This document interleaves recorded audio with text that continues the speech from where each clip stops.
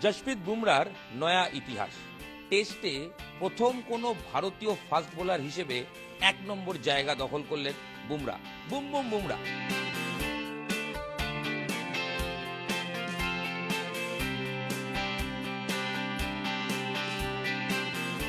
যার কথা আমরা সবসময় বলি, ভারতের এই মুহূর্তের 1 নম্বর জোরে বোলার। ইংল্যান্ডের বিরুদ্ধে দ্বিতীয় টেস্টে বিশাখাপত্তনমে 9 উইকেট 2 ইনিংসে নিয়ে ভারতকে জিতিয়ে দিয়েছেন। শুধু তাই নয়, বুঝিয়ে দিয়েছেন স্পিন ট্র্যাকেও তিনি কতটা ভয়ঙ্কর। ইংল্যান্ডের ব্যাটাররা তারা স্পিন খেলে তৈরি হয়ে এসেছিল আবুধাবি থেকে ঠিকই, কিন্তু বুমরার এক একটা ইয়র্কার, এক একটা ডেলিভারির উত্তর তাদের কাছে ছিল না। ম্যাচের সেরা তো তিনি হয়েছিলেন, আর তারপরেই টেস্ট র্যাঙ্কিং যেটা বেরোলো, টেস্টের বোলারদের বোলিং বিভাগে 1 নম্বর জায়গা দখল করলেন বুমরা। আর কাকে সরিয়ে করলেন জানেন? তার নাম রবিচন্দ্রন অশ্বিন। দলেরই সতীর্থ রবিচন্দ্রন অশ্বিনকে সরিয়ে টেস্টের বোলার হিসেবে 1 নম্বর জায়গা দখল করলেন বুমরা। এবং ভারতীয় ক্রিকেটের ইতিহাস বলছে আজ পর্যন্ত কোনো ফাস্ট বোলার এই টেস্টের 1 নম্বর জায়গা দখল করতে পারেনি। স্পিনাররা পেরেছিল, অশ্বিনই তো ছিল, কিন্তু ফাস্ট বোলার হিসেবে, জোরে বোলার হিসেবে এর আগে কেউ পারেনি।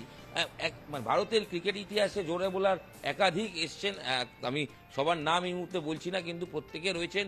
মোহাম্মদ সামি বর্তমানে ছিলেন, এর আগে জাহির খান ছিলেন, জওয়াগল শ্রীনাথ ছিলেন, কপিল দেব ছিলেন। বিভিন্ন সময় বিভিন্ন যুগে প্রচুর ক্রিকেটার এসছেন, কিন্তু কখনোই তারা টেস্টে 1 নম্বর হতে পারেননি। কারা কারা হয়েছিলেন একটা পরিসংখ্যান বলে দিই। ভারত থেকে আজ পর্যন্ত এর আগে বিশান সিং বেদি, রবিচন্দ্রন অশ্বিন এবং রবীন্দ্র জাদেজা, এই 3 জন অলরেডি টেস্টের 1 নম্বর বোলার হয়েছিলেন। তবে এই 3 জনই তো স্পিনার। জোরে বোলার হিসেবে কিন্তু বুমরা প্রথম যে টেস্ট র্যাঙ্কিংয়ে 1 নম্বর হলেন, এবং 3 নম্বরে 1 থেকে অশ্বিন চলে গেলেন 3-এ। অশ্বিন মূলত গত বছর তিনি কিন্তু এই র্যাঙ্কিং ধরে রেখেছিলেন, এবং তার এই র্যাঙ্কিংয়ের জায়গাটা যেটা ছিল সেটা হচ্ছে গত বছরের মার্চ থেকে অশ্বিন কিন্তু 1 নম্বর র্যাঙ্কে ছিল। অর্থাৎ মার্চ আসতে যাচ্ছে, ফেব্রুয়ারি চলছে, ঠিক 1 বছরের মুখেই তার সিংহাসন চ্যুত হলো। তবে মন খারাপ করার জায়গা নেই অশ্বিনের, তার কারণ কার কাছে সিংহাসন হারালেন? দলের সতীর্থ তরুণ জোরে বোলার, 30 বছর বয়স, 30+, এবং ইতিমধ্যেই যার 155টা টেস্ট উইকেট হয়ে গেছে, তার কাছে নিজের সিংহাসন হারালেন। 2 নম্বরে রয়েছেন রাবাদা দক্ষিণ আফ্রিকার। অশ্বিন চলে গেলেন 3 নম্বরে। এবং আমি যদি পরিসংখ্যান একটু বলে দিই, বুমরার এই মুহূর্তে বুমরা কিন্তু 155টা টেস্ট উইকেট নিয়েছেন, আর তার বয়স বলছিলাম 30 বছর 64 দিন। বুমরা এখন পর্যন্ত 34টা টেস্ট খেলে 155টা উইকেট নিয়েছেন টেস্টে। তার সর্বোচ্চ বা হাইয়েস্ট উইকেট সেটা হচ্ছে ইনিংসে 27 রানে 6 উইকেট, আর 2 ইনিংস মিলিয়ে 86 রানে 9 উইকেট। লাস্ট ম্যাচেও তিনি 9 উইকেট পেয়েছিলেন, বাট রান দিয়েছিলেন 91। এভারেজ 20.19।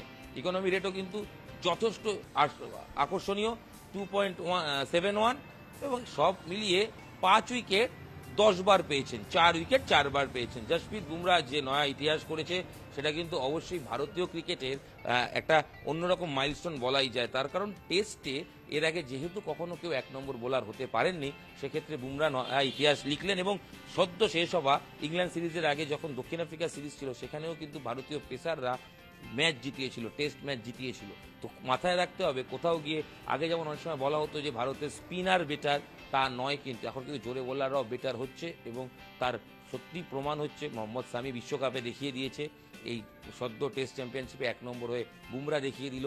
এবং জুনিয়র ক্রিকেট থেকেও যারা উঠে আসছেন তারা কিন্তু প্রায় কম বেশি প্রত্যেকেই জোরে বোলাররা সাকসেস পাচ্ছে, এবং একাধিক জোরে বোলার রয়েছে।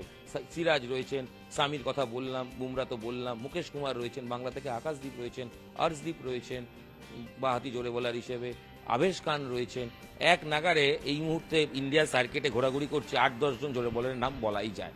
তো সব মিলিয়ে এটা বলা বাহুল্য, ভারতীয় ক্রিকেটে জোরে বোলারদের আধিক্য বাড়ছে, আর যাকে বা যাদেরকে পথ দেখাচ্ছেন অবশ্যই মোহাম্মদ সামি, এবং 1 নম্বর হয়ে আরও কিছুটা এগিয়ে নিয়ে গেলেন জশপ্রীত বুমরা। বুমরাকে অসংখ্য শুভেচ্ছা তার এই নয়া কীর্তির জন্য, এবং আমরা আশা করব বুমরা তার টেস্টে 1 নম্বর স্থানটা দখল করে রাখবেন। এই সিরিজে তিনি বাকি ম্যাচগুলো খেলবেন বা থার্ড টেস্ট খেলবেন কিনা এখনো দল ঘোষণা হয়নি বলে বলা সম্ভব নয়, তবে তিনি যখনই খেলবেন বিপক্ষে ত্রাস হয়ে উঠবেন, এটা নিশ্চিত করে বলে দেওয়াই যায়। নিউজ 18 বাংলা ডিজিটালে আপনাদের সঙ্গে আমি ইরণ রায় বর্মন ছিলাম। এই ভিডিও এখানেই শেষ করছি, নতুন ভিডিও দেখা হচ্ছে। সঙ্গে থাকুন, দেখতে থাকুন নিউজ 18 বাংলা, আর ওই লাইক সাবস্ক্রাইব এটা অবশ্যই করবেন। ধন্যবাদ। আর একবার বুম বুম বুমরা।